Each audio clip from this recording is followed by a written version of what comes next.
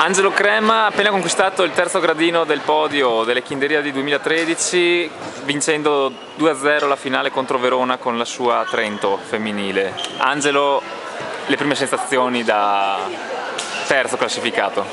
Beh, sicuramente siamo molto contenti del risultato ottenuto perché siamo andati oltre le aspettative.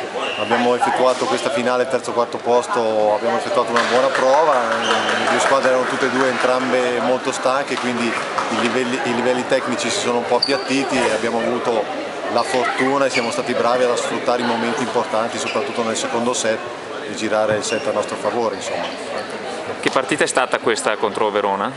Ma è stata una partita di buon livello dove la stanchezza secondo me ha inciso con un po' di errori, si sono visti un po' di errori abbastanza banali, però insomma ci sta, dopo 2 giorni molto intensi è normale che le ragazze siano molto stanche. 2 giorni molto intensi, hai detto, che bilancio tracci di questa avventura? Ma assolutamente positivo per noi perché ci ha dato la possibilità di confrontarci con realtà molto più importanti delle nostre, dove il livello tecnico, ripeto, è più alto del nostro, dove l'intensità di gioco è più alta del nostro, quindi per le nostre ragazze è sicuramente un torneo molto positivo per la loro crescita.